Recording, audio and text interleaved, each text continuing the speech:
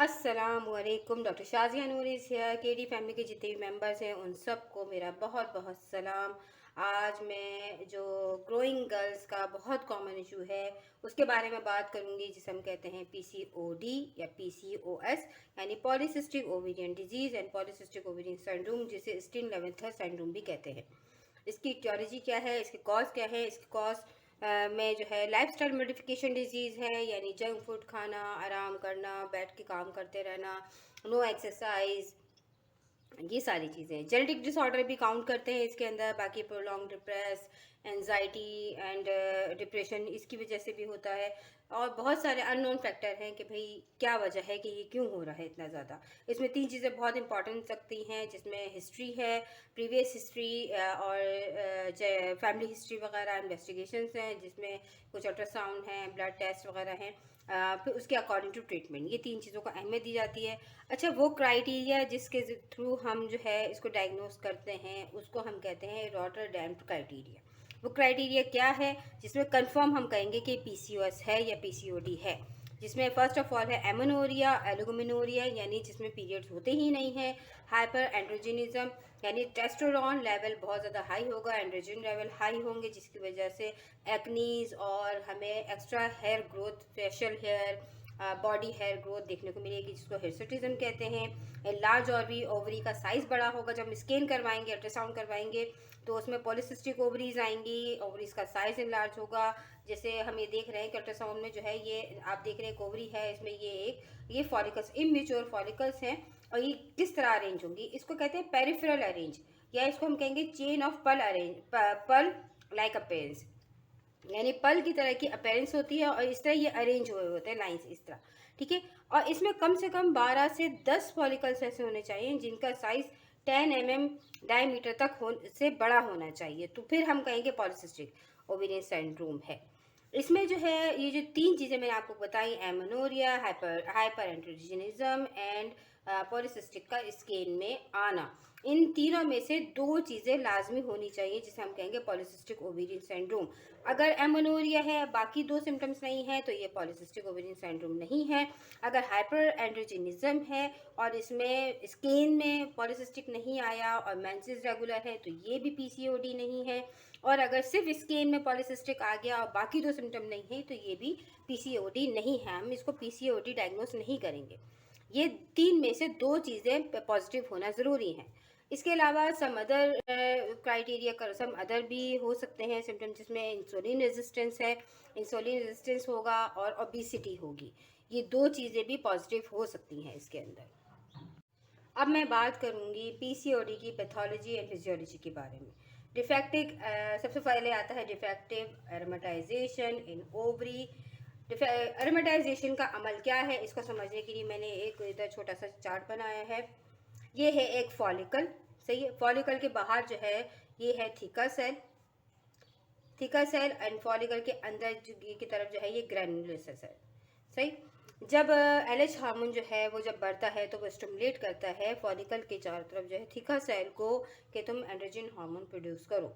Theca cell जो है androgen hormone बनाता है। एंड्रोजन हार्मोन जो है वो जाता है ग्रैन्युलोसा सेल में, जहाँ पे एस्ट्रोजन प्रोड्यूस होती है, और वहाँ पर जो है एक एंजाइम है जिसको हम कहते हैं एरोमेटेज।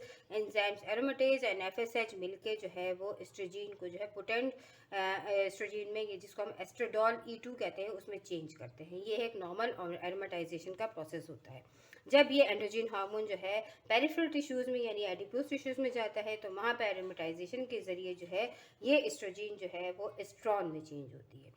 तो एनोवुलेशन में जो है वो डिफेक्ट कहाँ, पैथोलॉजिकल बात जब हम बात करेंगे तो इसमें यह है डिफेक्टिव एरोमेटाइजेशन इन ओवरी।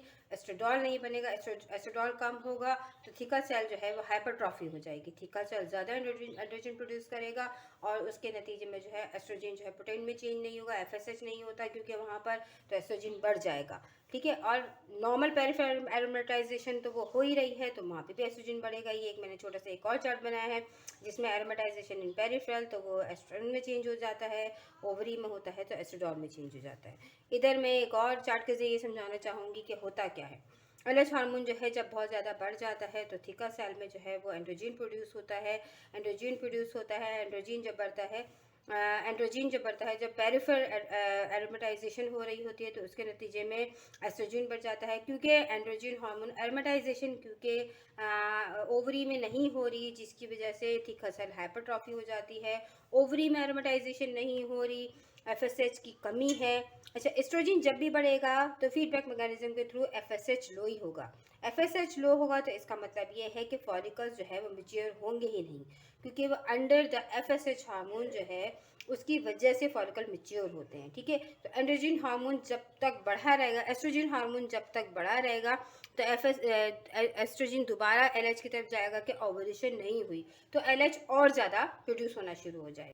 इधर हम एंड्रोजन के बारे में बात कर रहे थे कि जब ओवरी में एरोमेटाइजेशन हो ही नहीं रही और जो एफएसएच भी नहीं है, एफएसएच की भी कमी है, तो ओवुलेशन नहीं है, ओवुलेशन एफएसएच की कमी है, तो मैच्योर फॉलिकल्स नहीं है, मैच्योर फॉलिकल्स नहीं है तो ओवुलेशन नहीं है, ओवुलेशन नहीं है तो no corpus luteum, corpus luteum नहीं है तो नो प्रोजेस्टेरॉन, प्रोजेस्टेरॉन नहीं है तो एस्ट्रोजन हार्मोन यहाँ पे भी बढ़ा ही रहेगा, जिसके नतीजे में ओवुलेशन नहीं होगा। यानी सिंपली कहा जाए तो इधर जो है एस्ट्रोजन हार्मोन के जो है feedback mechanism, negative feedback mechanism के नतीजे में एफएसएच हार्मोन जो है वो लो रहेगा। सही, पॉजिटिव एस्ट्रोजन की वजह से, और इंक्रीज जो है वो इंसुलिन रेजिस्टेंस इसमें आपको नज़र आएगा। इंक्रीज इंसुलिन रेजिस्टेंस का ये भी एक कंप्लीट जो है वो प्रोसेस है। इसके बारे में हम इंशाल्लाह इन फ्यूचर बात करेंगे, इसके बारे में भी समझाऊंगी मैं। लेकिन देखा जाता है कि जब भी एस्ट्रोजन हार्मोन जो है जब लेडीज़ में ज़्यादा बढ़ता है तो स्वीट क्रेविंग्स बढ़ जाती है, जिसके नतीजे में जो है वो ग्लूकोज लेवल जो है ब्लड में हाई रहता है। जब ग्लूकोज लेवल हाई होगा तो इंसुलिन भी हाई होगा, और जब इंसुलिन रिसेप्टर्स जो है वो सही से काम नहीं करेंगे इंसुलिन ज़्यादा होने की वजह से, तो फिर उसके नतीजे में जो है वो बहुत सारी कॉम्प्लिकेशंस आती हैं इंसुलिन रेजिस्टेंस में। अच्छा, ये हो गया पूरा जो है समझाया मैंने pathology and physiology for PCOS. अब बात कर लेते हैं इसके साइन एंड सिम्टम्स के बारे में कि साइन एंड सिम्टम्स क्या होंगे। इसमें मेंसेस जो है वो मैंने शुरू में ही बताया था, एबनॉर्मल होंगे, इरेगुलर होंगे, या मेंसेस होंगे ही नहीं, क्योंकि फॉलिकल्स नहीं होंगे, ओवुलेशन नहीं होगी तो मेंसेस नहीं होंगे। दूसरा, मैसिव हेयर ग्रोथ होगी, बॉडी पे होगी, चेस्ट पे होगी, फेस पे होगी।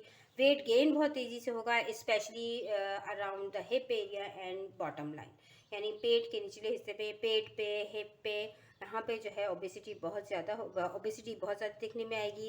एक्सेसिव ब्लीडिंग भी हो सकती है, पेनफुल मेंसेस हो सकते हैं, और सीवियर पेन्स इन पेल्विक रीजन भी होंगे। इनफर्टिलिटी भी कॉम्प्लिकेशंस में भी आती है, और वैसे भी देखने में आती है कि जो कंसीव करने में बहुत ज़्यादा प्रॉब्लम होती है। एक्नीज हो सकते हैं, फेस पे भी होंगे, अपर बैक पे भी होंगे, चेस्ट पे भी होंगे। बाल बहुत ज़्यादा कमज़ोर, बहुत हेयर फॉल होगा, बहुत पतले हो जाएंगे, कभी कभी गंजपन भी देखने में आता है। वेट गेन की जितनी भी कोशिश कर लें, वेट गेन बहुत मुश्किल से होता है, क्योंकि इंसुलिन रेजिस्टेंस होता है इसके अंदर। और डिसकलरिंग ऑफ स्किन, यानी डार्कनेस होगी अराउंड द नेक एरिया जो है वो पड़ा हुआ होगा, डबल चिन नज़र आएगी। और इसके अलावा जो है आर्म पे, यानी आपके जो बाजू हैं वो थोड़े से हैवी होंगे, लटके हुए लगेंगे, और बगल भी जो है वो वहाँ पे भी डार्कनेस ऑफ स्किन आएगी।